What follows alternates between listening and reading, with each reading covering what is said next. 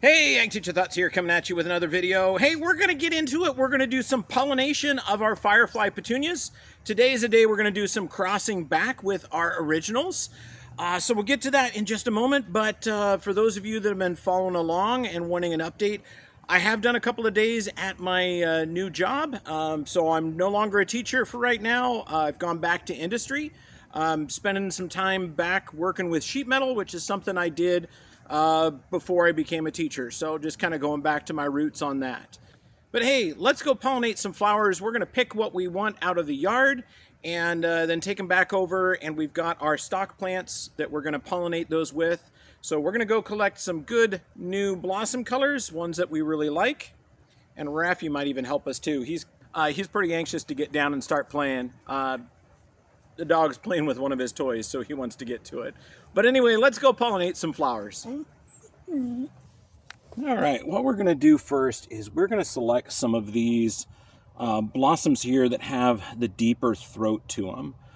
So with this, you got almost a light lavender on some of these into a white. So we're going to go ahead and select some of these. Now, there is a chance when we do this cross-pollination, so we're crossing back, that we might lose that deep blue throat. So we're hoping that we can gain the glow gene that we lost back because these only glow half as bright as the originals. So with this, we're going to try to cross that back and hoping that that glow gene, we can get both copies of it in the offspring. And it'll be fairly evident when we do the seed trays and we look at those. So the first thing we need to do before we do these is we need to look into the blossoms and see whether or not the stamen have opened. So the stamen is the part of the flower. Let's see if we can just bring one up close. So in here we've got hopefully my head wasn't in the way of all that. Yeah. Anyway, we've got the pistil right here. So that's the female part. And right on the tip of that, it is sticky. So it has a sticky or sugary solution on the end of it that is there to capture the pollen grains. And then right next to it on this one, the stamen are blue. So they're a little bit darker. So if we can come in here and trim this off, we're going to look at those stamen, and we want to see whether or not the stamen have ripened and opened. So we're going to look at that really close. Yeah, so they've kind of got a fuzzy appearance to them. See if we can get it to focus. You can see them there. When it kind of has that fuzzy appearance to it, it means that they have opened. And we do have live pollen in there that we can transfer across. So since I don't want my pollen to disappear, I'm going to take the pistil out. Well, and see, it's sticky. It's stuck right to the stamen. Anyway, I'm going to harvest a couple of these blossoms. I'm going to choose the ones that have been open a little bit longer because those will have a better chance that those stamen will be open. And I'm hoping when we get over there, we can take a look at that. So if you take a brand new blossom, on a lot of plants, the pistil is active first and the stamen is active second. And that helps prevent a cross-pollination. So you don't have pollen from the stamen on the same flower going to the pistil or selfing, it's self-pollinating. So we want to make sure we grab those blossoms that are a little bit older. This one's been chewed up a little bit, but it's still intact. And I'm making sure that all of these that we're grabbing do have that blue throat because that's what we want to transfer across. Okay, so I've got a few of those. That should be enough. Hey, let's grab one more for good measure. Maybe this one down here. I think the stamen are open on that. And can you hear that? That is that sucrose ester. So it's an ester of sugar. And it makes your fingers sticky. That's a protectant that the flowers have on them and the stems have on them. We can also go back and harvest these seeds when they're ready. I can see some seeds have set. So if I were to come down here, there's seeds that I can try again with and see if some of those had pollinated across to some of these others around them. And there's a chance that with those seeds, we might get both of those genes back also. So let's go take these down to the table, and we'll start working with those, and we'll do some pollination down there. All right. All right, try not to mess you around too much. Okay, so one of the first things we're gonna need to do, make sure you can see that.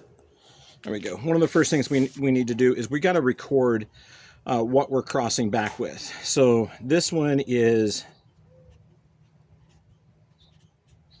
okay, so standard Firefly crossed with F1, so crossed with F1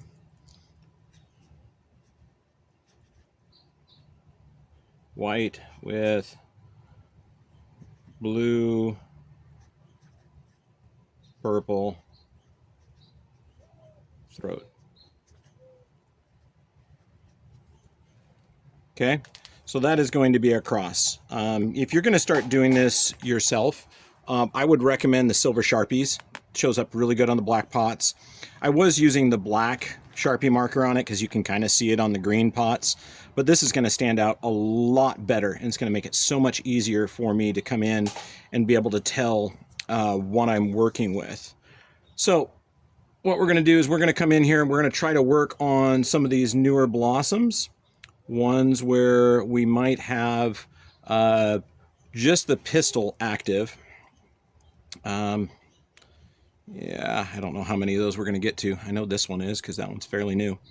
Okay, so we're going to come in here, and we're the only ones pollinating these, so we need to remove that because we don't need that. Okay, make sure that's still in the shot. Yep, there we go. Okay, so we're removing the petals. We don't need the petals.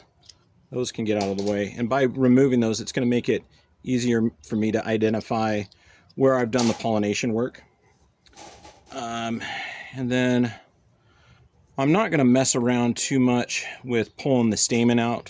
I don't have my little tiny super precise tweezers, but we're going to put that down there, and then I'm going to mark that blossom. I've got some colored zip ties that I'll put on there to mark that blossom so I know where to watch for that seed. So let's go ahead and take one of our donor blossoms out. So this is where we're going to harvest that pollen from, and what we're going to do is we're going to just kind of peel this open. Okay, so I've got that peeled open, and as I peel that back, you can kind of see how I do that. That exposes my stamen. It makes it much easier for me to get in here and grab one. And I'm going to grab a couple of those. And look at that, grab the pistil too at the same time. I didn't want to do that. Okay, I'm going to set my blossom down. Okay, and so my pistil doesn't cause problems. I'm just going to move it out of the way. So I can grab it with my fingers. Okay, so right there, I have two stamen.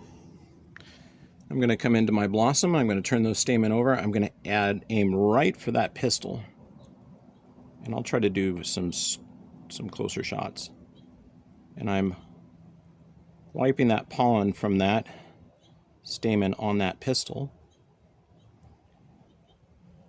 I'm hoping that pollen is coming off and landing on that pistil, and then that the pollen will germinate and travel down that all the way down into the ovary, where our ovum, or our eggs, yes, plants have eggs, and this pollen is plant sperm, so I have eggs and sperm.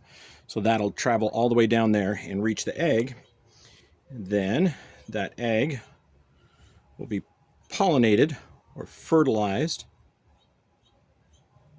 And there we go. So I got 3 of them there. I'm gonna just kind of do this a couple of times and get as much pollen on there as I can. But we want that to be well pollinated. So how can I tell if that's pollinated? Well, look at this. put both of those together, you can see how one pistil is blue and one is green. The blue one has blue pollen on it. So that, you know, this pollen over here on the white ones is white. On the blue ones, it's blue. Now, that's not always the way it is, but it is the way it is on this hybrid. So let's see if we can get closer so you can see that. There you go. You can see that there between my fingers. That pistil right there is now blue, whereas if you look in some of these others, it's green. So it has blue pollen on it. Okay. All right. So what we're going to do now, I have some twist ties, kind of the bread sack style twist ties. I'm going to come in and make sure that I don't twist off my blossom. I'm just going to loosely put one around that. I pinch it down so it's not going to slide off on me, move it off to the side, and then I know that that particular blossom should be obvious because it's cut, but as that forms a seed pod, I'll know that's one of the ones that I have pollinated. Okay, so let's do a few more.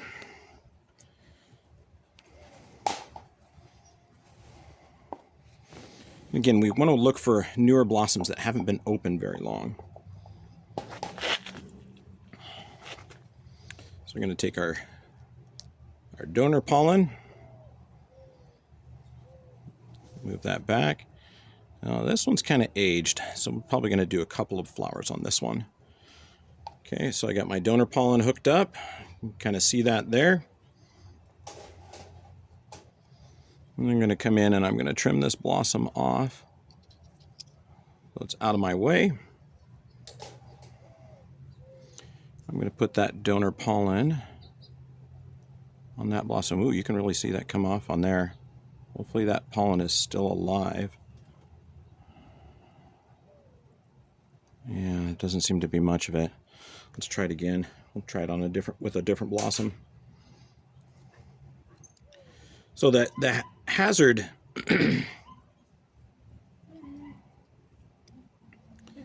the hazard of doing this like this is that these stamen and these seed pods, if you do it right, you can get 100 seeds out of a seed pod.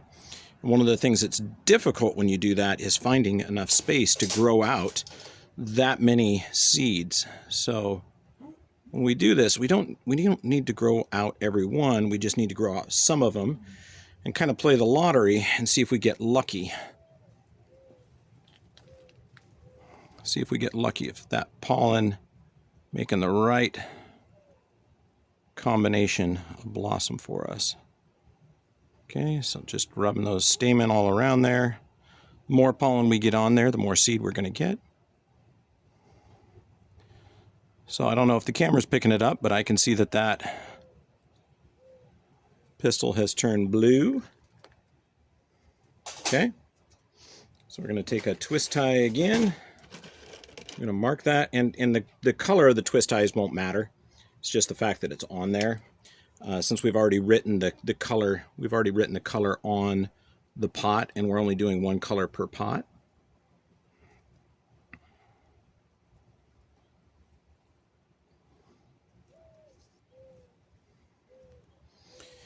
And so I've got more seed already than what I have space to grow out. So this is all really dependent on whether or not I get a little greenhouse up and running by this fall. Because I don't have the school one available for these experiments. Unfortunately, I can't continue them with my students that were doing the plant breeding since I'm not working there anymore. But we'll keep doing this. Okay, so we're going to open this blossom up.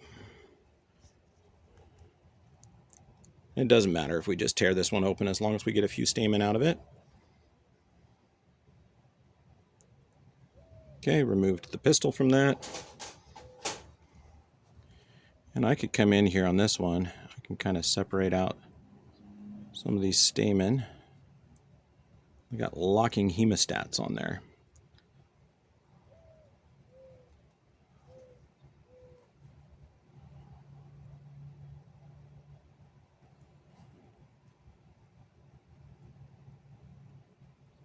Some pollen coming off, but not much. Okay. See if we can isolate. We're going to have to take all of them. Yeah, that's probably going to be the easier way. See how they kind of lock on there?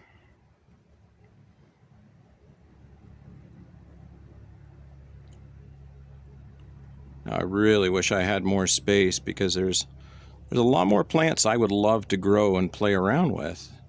You know, like I've always been fascinated with the world's largest flower. It's largest, not heaviest, which would be the corpse lily. That's one that I've always wanted to be able to grow a corpse lily, but there's some pollen that came off of there, not much. We're going to pollinate it with another blossom too. I just never had a facility where I could go ahead and just plant one and go for it. You know, around here our facilities were definitely seasonal, so I wasn't able to grow one at my last school.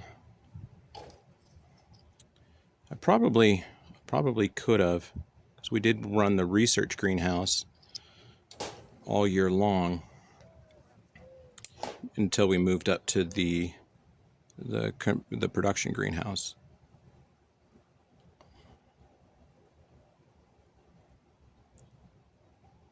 Okay, I'm getting some blue color on there. Okay.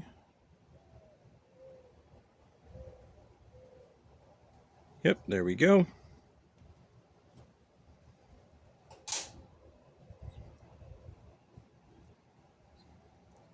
You know, I can also see some pollen right there, so I'm going to take advantage of that and see if I can get that pollen on there. Nope, it fell off. All right. So we've got some pollen on there. We'll go ahead and mark that one too.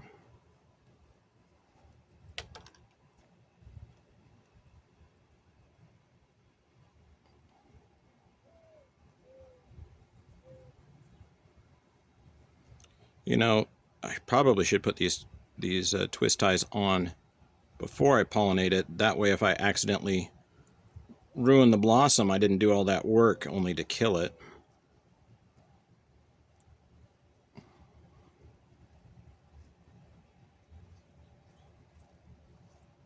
Okay. All right. So we have 1, 2, 3 of them pollinated. I think we've got one more blossom. We'll do a fourth one. So let's go ahead and find another. And I'm doing these on other branches too. I'm going to try to make sure that they're kind of spread out across the plant. And that's for a couple of reasons. One, this one's nice and new. One is I want to make sure that that part of the plant gives all of its energy to that seed pod. And two, I've checked these plants, but I haven't checked them recently and see if there's any gene silencing. But I'd hate to pollinate something that's been gene silenced. So that's where the glowing part no longer glows, because the genetic material has been identified by the plant as superfluous or extra genetic material, and it's been removed and turned off. If you want to know about that, oh my goodness, look at that tiny little ant. Tiny, tiny, tiny flying ant right there. If you want to know more about that, look up the video with Conversation with a Science Teacher.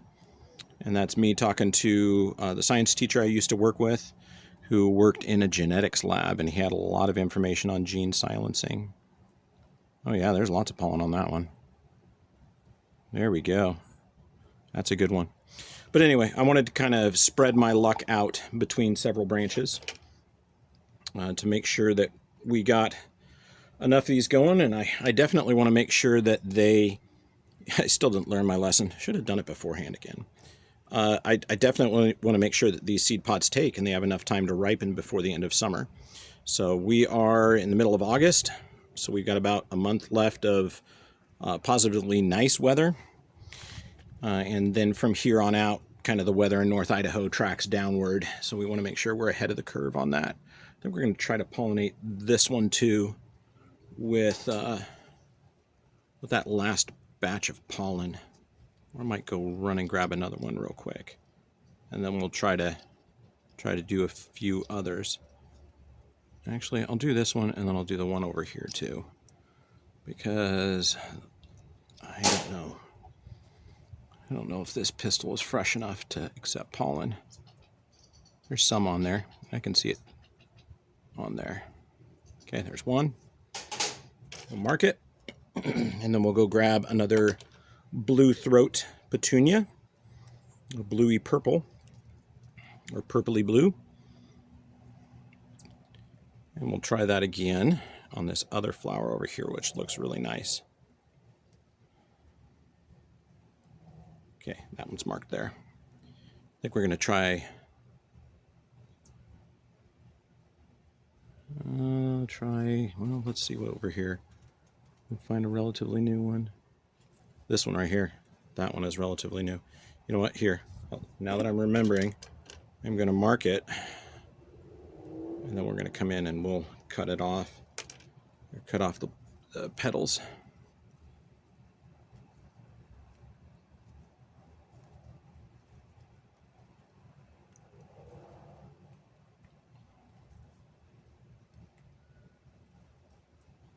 Okay. It's there. Get it down below the sepals. We'll cut those petals off. So if you are a Firefly Petunia enthusiast, this is an easy way for you to do that. Do your own pollination. It's not too late this year. You will want to make sure that you definitely watch the weather.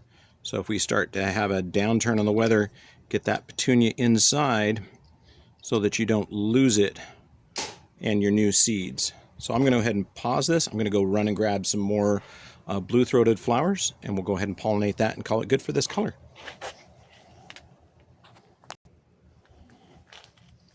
All right. We're rolling again. And get that pistil out of the way. Try not to take too much pollen like that off.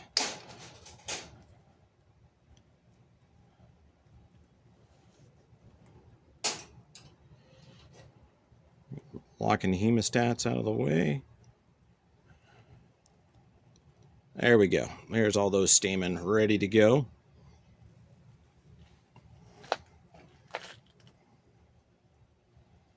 Let's go right down in here. Just put all sorts of pollen until that turns blue. That's good enough right there. We got it. All right.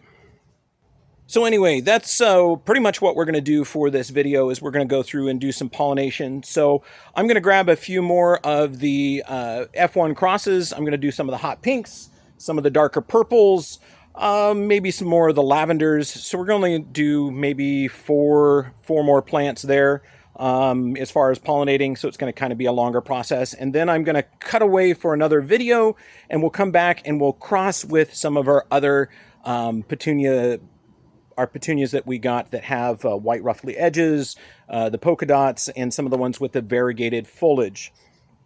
So those are all going to be done on separate videos. So anyway, if you want to hang around, you can go ahead and hang around for some conversation, build up those watch hours so we can get that membership page up and going. Just 30 hours to go before we have a membership page goes live.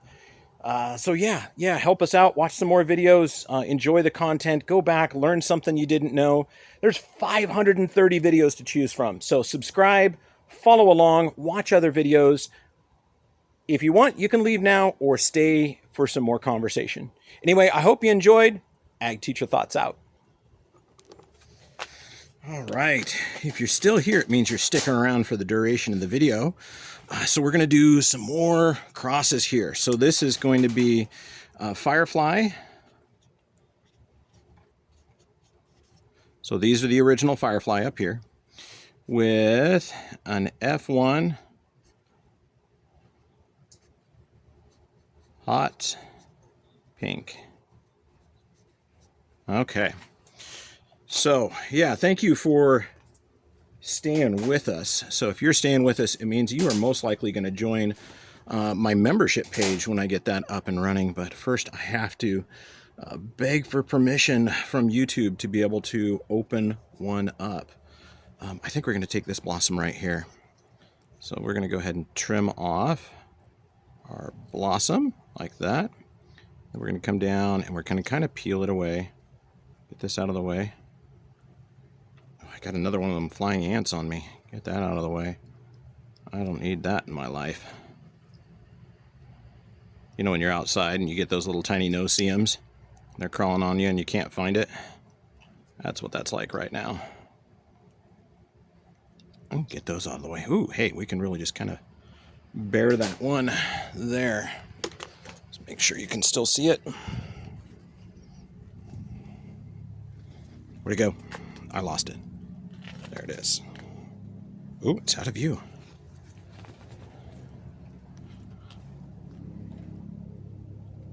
That's where we're working right there. And again, with the twist ties, it doesn't really matter what the color is.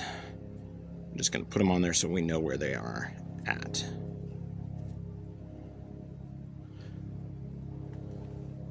Might get a little loud here in a little bit. I can hear a life flight chopper coming in, a medical chopper.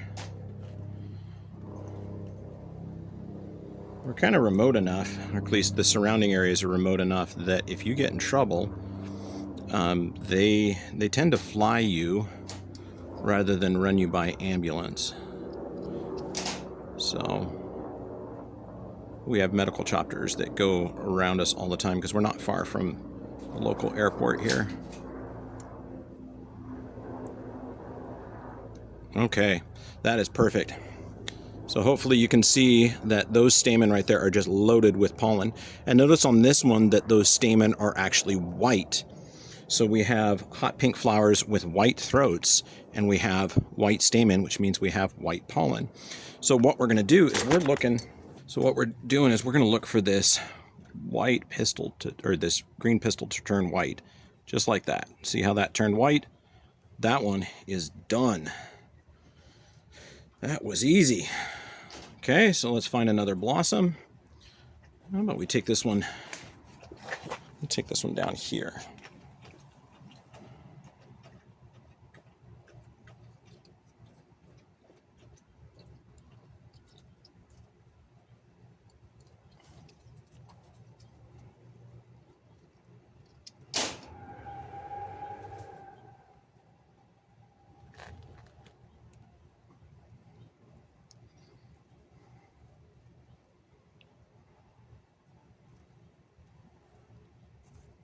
Okay, there we go. There's that one.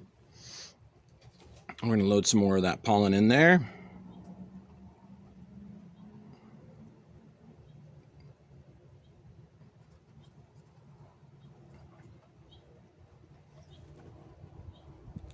Hopefully you can see that. It's gotten all dusty colored.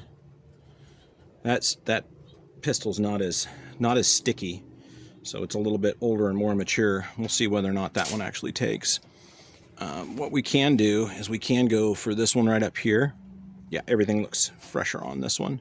We'll try that one, and we'll try a new blossom.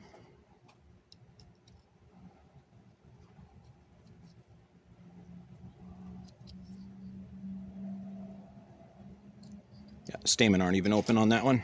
That'll make it easier. So on this one right here, add our twist tie around there so we can see where we're working.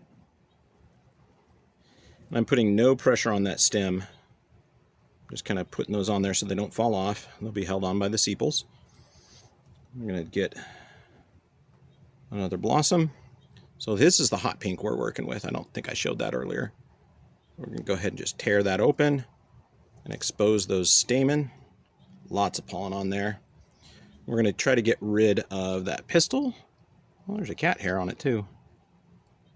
Get rid of the pistil so it's not in the way. And you don't have to use forceps. You can just jam the flower in there if you want. But I'm doing this so you can actually see the pollination take place without my big old fat fingers in the way. Okay, so that pistil is turning white. We're making sure we're getting pollen from a couple of different stamen on it. There we go. That one's pollinated. Okay.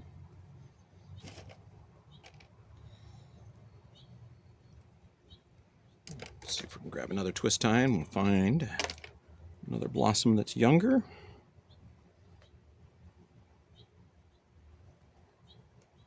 We'll do a pollination on another one. That one's a different age, so we'll try this because it's a different age. We're trying to do a couple of different ages. I'm trying to keep them young because then we know that it will have time to pollinate before the blossom dies.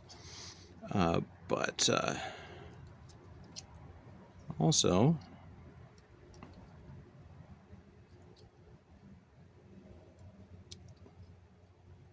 yeah, anyway. Sorry, I'm thinking and cutting at the same time. Trying not to cut the pistil off. That would be disappointing. Yeah. Okay, I'm going to get some brand new stamen. Again, that's that hot pink color. And yeah, all of these ones that I'm grabbing, they do glow. They just glow half as bright as the original because they only have one copy of the gene in them instead of two. There we go. Let me show you something else you can do if you don't have the forceps or locking hemostats. You can just take this and you can line it up and kind of hold it together, and you can just use the blossom as your holder as you put the pollen all over there. Just rub it in there, and you're going to see it change color, and the little tiny dust, little pollen, the plant sperm comes off and lands on that pistil, and that one's pollinated. And then when you're done, you can just chuck it. All right.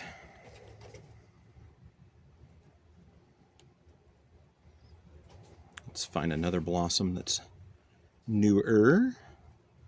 And newer are always closer to the end of the branch. I can see that pistil still has some stickiness to it, so it should be receptive. Okay. There you go. There's your pistil. That's what we're aiming for. And again, I'm not going to try to take the stamen out. Usually every time I try to do that, there's that hot pink again, I just end up wasting time, and then I do try to get the pistils out though. I waste time, and yeah, I think those are all dried up. Yeah, we won't worry about that one. I end up wasting time, and sometimes I accidentally cut the pistil, and it causes problems, so I just don't do it. So there's a hot pink again. Oh, lots of pollen on these. Should be able to grab those away. Let's get that pistil out of the way. Okay. And we'll do the easy method here. Just like that.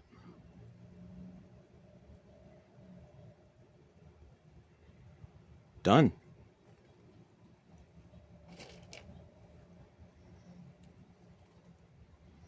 Yes, I know. I forgot the zip tie.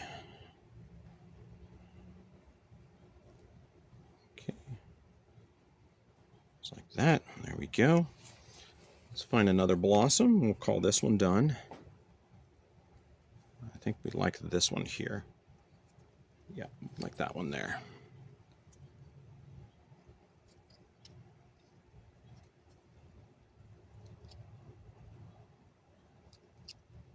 You know, the benefit of removing the petal is that nothing else is going to come in and try to pollinate that.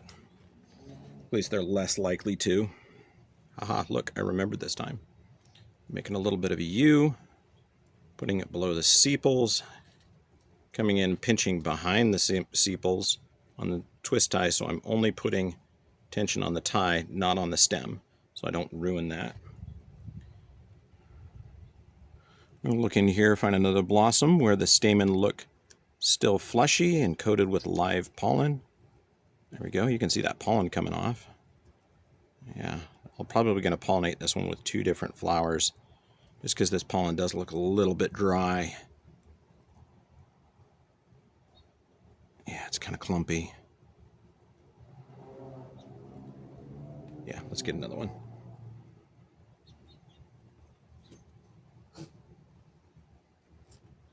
There you go. There's a fresher one.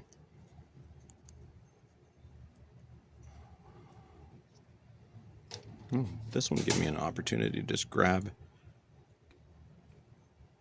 just the stamen.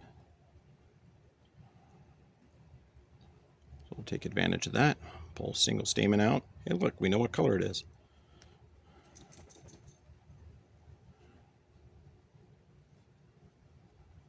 Yeah, much better. Much better. You see, we got 1, 2, 3, 4, 5, 6. We got 6 of them pollinated. I think that's good enough for the hot pink, so we'll go ahead and move that to the back.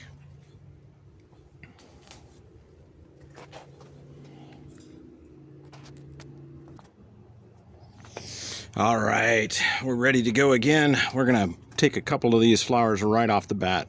Like this one here, I can see is nice and ready.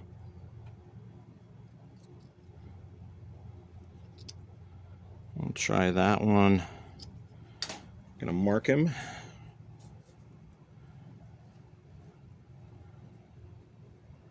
So we know we'll do that one. And some of these, probably do this one. Yeah, some of them, they seem to have dried up rather quickly. It was about 106 degrees today in North Idaho, so yeah, that could have a little bit of effect on the blossoms.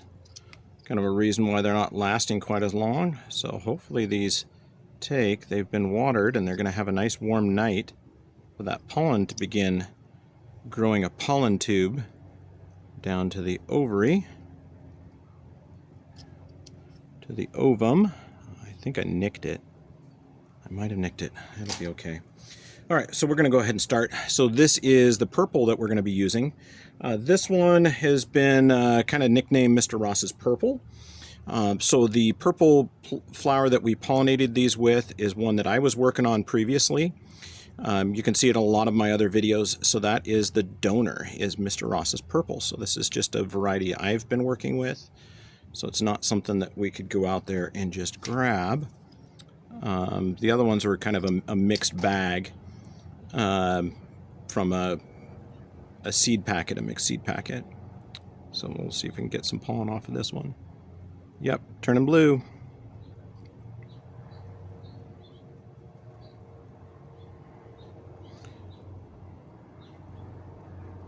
Okay, there's that one. Okay, that one's done. Let's grab another one where we can find some fresh pollen on it. Yeah, that's definitely fresh pollen. Come over here to this one.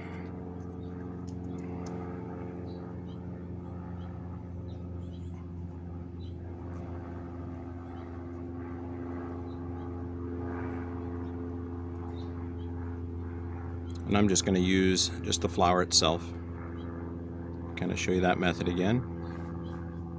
Hopefully we're still in frame. It's really kind of helpful when you've got different colored pollen. It can help just kind of change the color as you pollinate it. There you go, just a light blue on there. All right. Let's find a couple more. This one down here, this one's still relatively fresh, so we're going to use that one.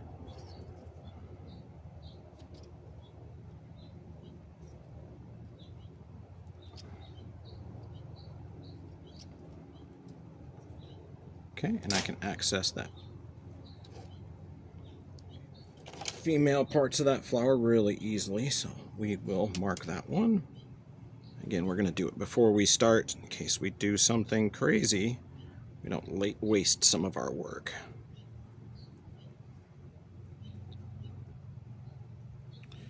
There's a purple again. Open that up. I'm going to get that female part out of the way. Again, we're just going to pollinate this one by hand without extra tools.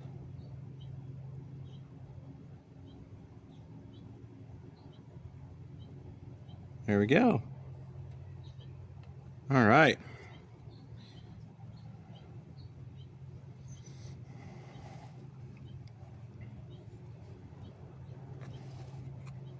I'm kind of looking down the throat of these, making sure we have fresh herb blossoms to work with. Do this too. Peel that back. There's another method. I'm going to come in and just cut this blossom back like that. Okay, leaving kind of a half flower there. Trim off this excess, which you can't see because we got flower with no internal parts in the way.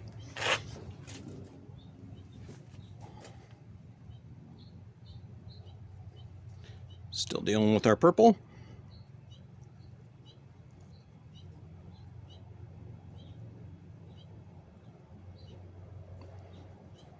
Okay, we'll just do this again. So you got great access to it. Not a lot of pollen left on this one.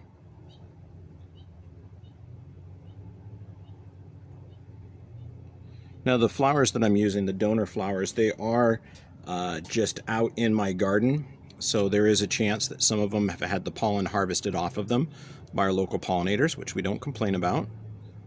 And those stamen are still closed and they're wet, so that's not going to work. So it is conceivable I'll get some that just won't have any pollen available, unless someone like the stamens are really, really small, kind of shriveled up.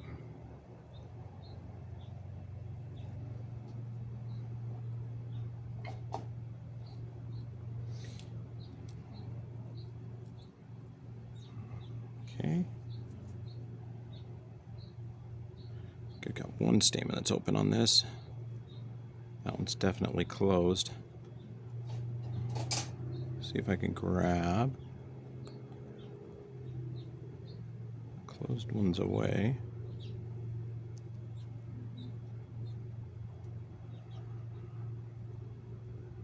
Use that one. You can see some pollen on that.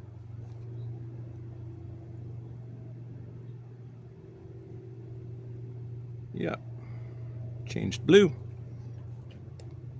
Or purple, whatever you want to say. Bluey purple. Yeah, that other stamen's not open. So let's see, we've got 1, 2, 3. Only 3 in the purple. We need more purple blossoms. Let me go get some more of those. I want to try to do like 5 of each. Anyway, I hope you enjoyed sticking around and seeing a little bit more of that pollination. So I'm going to go ahead and cut it off there. It's getting pretty long. But yeah, so we've got the hot pink, we've got the blue throats, we've got the Mr. Ross's purple. All of those crosses have been done. And again, we crossed them back with the original Firefly in hopes that we can regain that lost gene. And it's not that we're going to reactivate the gene that was lost. It's just we're going to grab another copy from the Firefly and tuck it in there, hopefully. As long as it's grabbing the gene that it didn't lose, or that it lost, and not the gene it didn't lose. So anyway, we hope this works. We're going to keep trying out this, and probably about December, about December, I'm going to start planting those up so that we're good to go for the spring, and we can start selecting the ones that glow, because I'm going to select for glow first before color, and we'll select those out early on. But yeah, I very appreciative that you've stuck around and enjoyed what we're doing here. As always, I hope you enjoyed. I hope you learned something. Ag Teacher Thoughts, out.